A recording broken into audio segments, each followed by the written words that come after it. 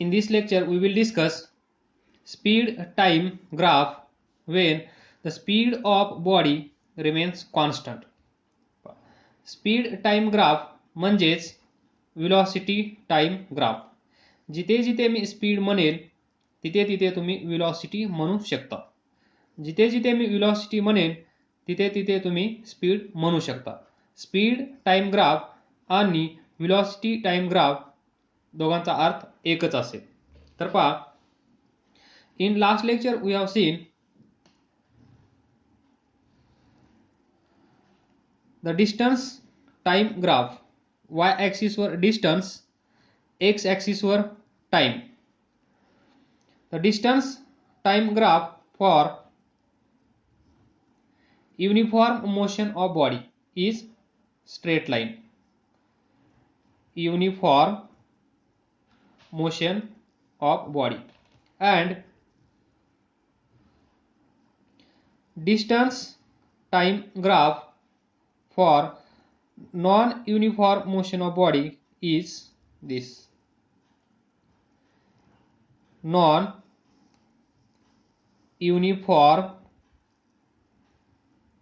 motion of body. जर त्या बॉडीचा स्पीड किंवा मोशन युनिफॉर्म असेल तर ग्राफ कसा असेल? Straight line. Distance time graph is straight line. जर त्या बॉडीची मोशन नॉन युनिफॉर्म मोशन असेल तर डिस्टन्स टाइम ग्राफ कसा असेल? इथे असेल स्ट्रेट लाईन, इथे असेल कर्व लाईन. हे आपण पाहिलं. तर पहा, now see speed time graph.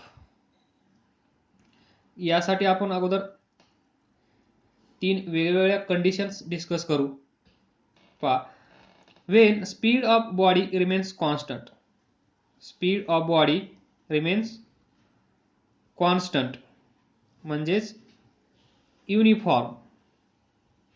त्यावेळेस ही बॉडी आहे, या बॉडीचा स्पीड कॉन्स्टंट आहे, युनिफॉर्म आहे, म्हणजे ना इन्क्रीज ना डिक्रीज.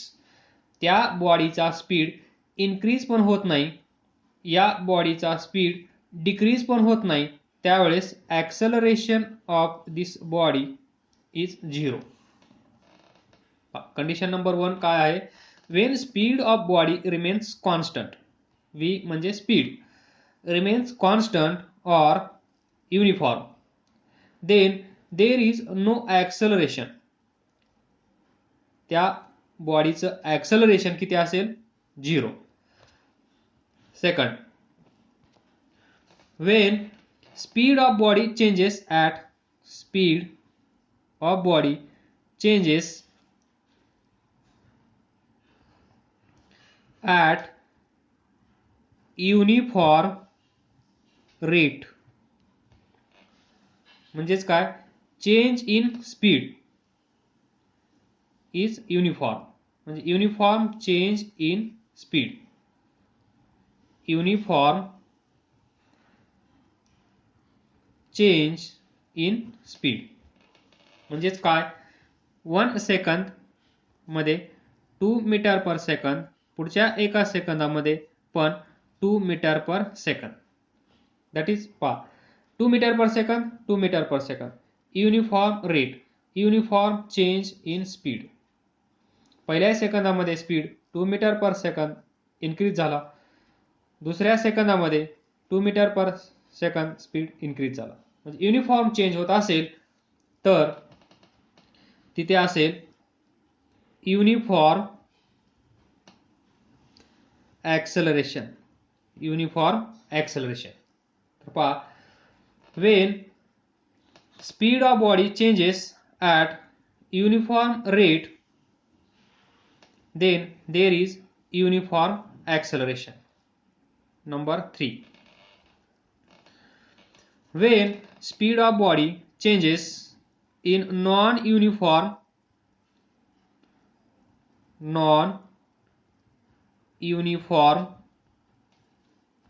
way, म्हणजेच एका सेकंदामध्ये 2 मीटर पर सेकंद, त्यानंतर एका सेकंदामध्ये 7 metre per second.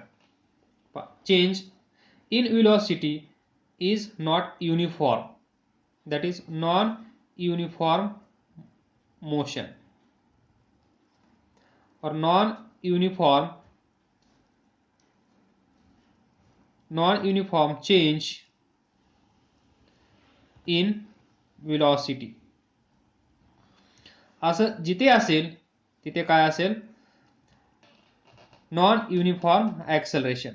Non uniform acceleration. When speed of body changes in a non-uniform way, then there is non-uniform acceleration. पहिली कंडिशन काय आहे, speed of body is constant. Second, speed of body changes at uniform rate.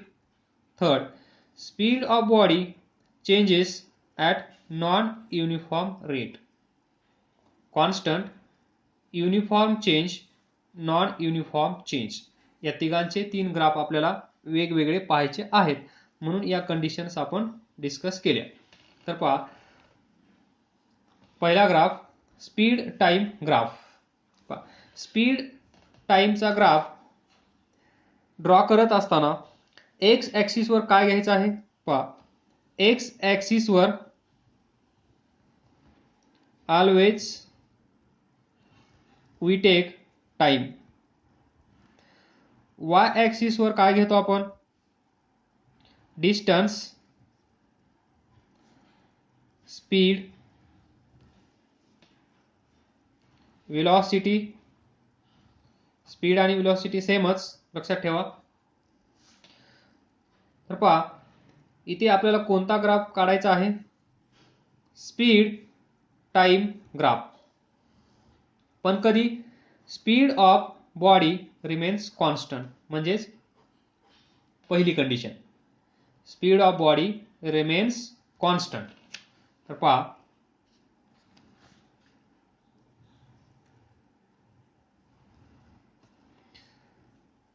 X axis, this is why axis. X axis वर काय आहे, time T.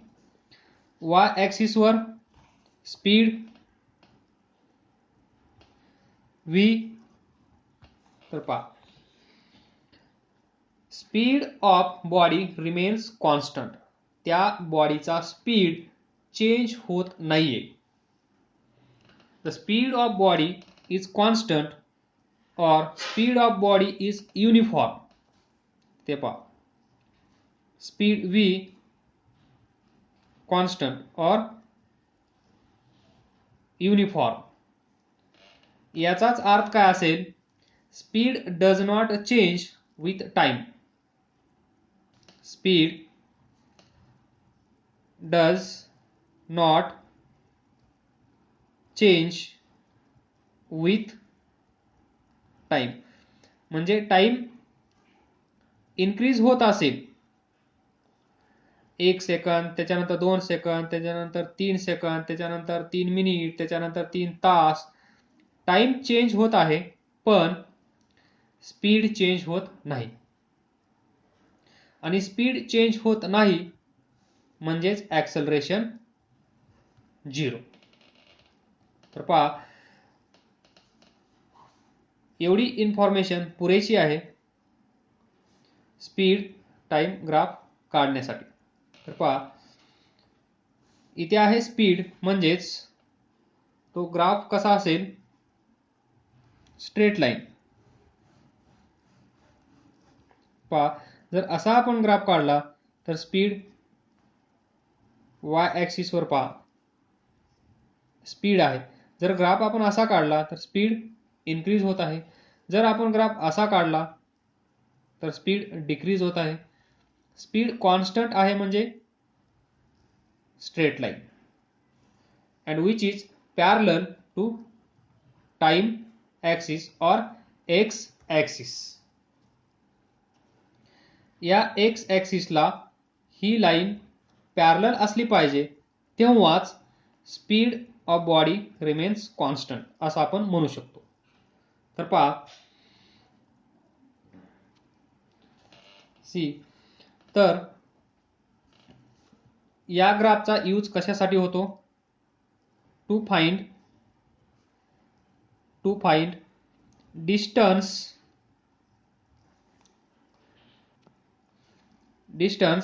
Travelled by body.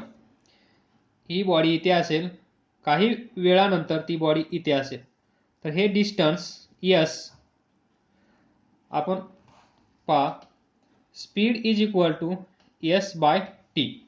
From this we can find distance traveled by body is speed into time. By using formula we can find distance traveled by body is equal to product of speed and time. The same thing by using graph we can find, that is distance traveled by body can be calculated by using this graph. So this graph is used to find distance traveled by body. Yes. Next, जेव्हा त्या बॉडीचा speed constant आहे, त्या बॉडीचा speed uniform आहे, त्यावेळेस acceleration काय आहे? 0. तर इथे ॲक्सलरेशन फाइंड करत बसण्यात अर्थ नाहीये, कारण ॲक्सलरेशन ऑलरेडी 0 आहे. हे लक्षात ठेवायचं आहे तुम्हाला. Next, we know that speed is equal to distance traveled by body divided by time taken. Here see, consider a point here, point C. Draw a perpendicular from this point on x-axis, this, and this point is P. तर पहा, to find distance traveled by body at point C or point P. This point is O, this point is A, this point consider B, and this point C. Make these corrections. OA BC, ABC. So to find distance traveled by body at point C, draw perpendicular from this point on x-axis. तर पहा, speed at point C, speed at point C किती असेल? पहा, y ॲक्सिसवर speed आहे, तर at point C speed किती असेल? दिस BC is the speed of body. We know that this BC is equal to this OA. पहा, this is square or rectangle. इथे हा स्क्वेअर दिसत आहे, हा पॉइंट इथे घेतला तर रेक्टँगल होईल, जे असेल ते. तर पहा, BC अँड OA सेम आहे की नाही? BC अँड OA स्क्वेअर असेल तरी पण अपोजिट साइड सेम, रेक्टँगल असेल तरी पण अपोजिट साइड सेम. तर BC is equal to OA. तर पहा, BC is equal to OA. तर स्पीड ॲट C काय असेल? BC is equal to OA म्हणजेच OA. इथे पहा OA. तर पहा, speed at C is O A. Simple logic आहे. ॲट पॉईंट सी ला स्पीड किती असेल बी सी, आणि बी सी म्हणजेच ओ ए, म्हणून बी सीला आपण ओ ए लिहू शकतो. तर speed at C is O A. Now next, at point C, at point C what is time? Time is OC. Time is OC. एवढा टाइम लागला आहे. This OC is time. On x axis there is time. On y axis there is speed. So OA is speed, OC is time. So OA is speed and OC is time. So OC is time. तर पहा, distance traveled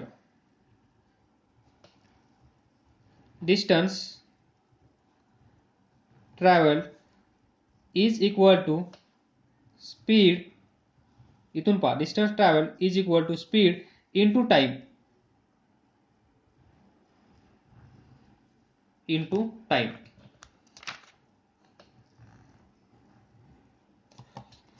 तर पहा, speed किती भेटला आहे आपल्याला. Speed at point C is O A. So put here O A. Time किती भेटला आहे O C. Put here O C. O A O C. तर पहा, O A O C. Distance travelled is equal to speed into time. Speed या डायग्राममध्ये किती आहे ओ A. Time किती लागला आहे O C. O A into O C. तर थोडंसं इथं बारकाईने पहा, O A into O C काय आहे, लेंथ विड्थ. या दोन साईडचा प्रोडक्ट काय असतो, लेंथ ही विड्थ. तर एल इंटू बी काय असते, एरिया. पहा, हा रेक्टेंगल असेल, ही लेंथ असेल, विड्थ असेल, तर एरिया काय असेल याचा, एल इंटू बी. समजा हा स्क्वेअर असेल, लेंथ एरिया काय असेल, L into L square. Same logic. तो O A into O C, O A into O C याला आपण असं लिहू शकतो का, here O A into O C is equal to area of this rectangle. Area of this rectangle OA into OC. तर पहा, finally we can write distance travelled S. So distance travelled S is equal to area of this rectangle, म्हणजेच हा area. तर पहा, ही जी straight line आहे, हा graph आपण draw केलेला,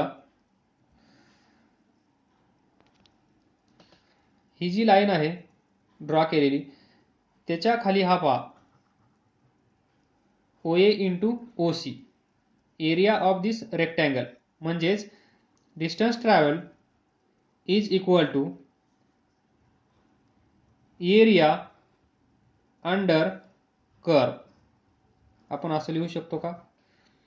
म्हणजे जर तुमच्या समोर ग्राफ असेल, पहा छोटासा ग्राफ, तर याच्या खाली जेवढा एरिया असेल हा एरिया म्हणजेच डिस्टन्स ट्रॅव्हल बाय बॉडी असं आपण म्हणू शकतो. म्हणून याला आपण म्हणू शकतो to find distance travel by body या ग्राफचा यूज करू शकतो. जो ग्राफ असेल, हा graph X axis Y axis, तर हे कंप्लीट करायचं, हा एरिया फाइंड करायचा. हा एरिया जेवढा असेल तेवढं डिस्टन्स त्या बॉडीने ट्रॅव्हल केलं असेल असं आपण म्हणू शकतो.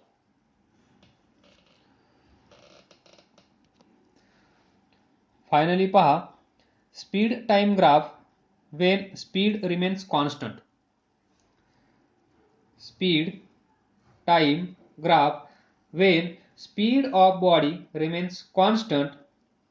हा ग्राफ आपण कशासाठी यूज करू शकतो? Number 1, to find distance travel by body. Acceleration find करण्याची गरज नाहीये, कारण स्पीड कॉन्स्टंट असल्यामुळे ॲक्सलरेशन ऑफ बॉडी इज 0. तर in short, how to find distance traveled by body is area under the curve of this graph. जो graph असेल त्याच्या खाली जो एरिया तयार होईल तो एरिया म्हणजे डिस्टन्स ट्रॅव्हल बाय बॉडी. एवढंच लक्षात ठेवायचं आहे तुम्हाला या ग्राफ पासून. म्हणजेच distance travel by body is equal to area under the curve. बस एवढं लक्षात ठेवण्यासाठी एवढं आपण डिस्कस केलं आहे.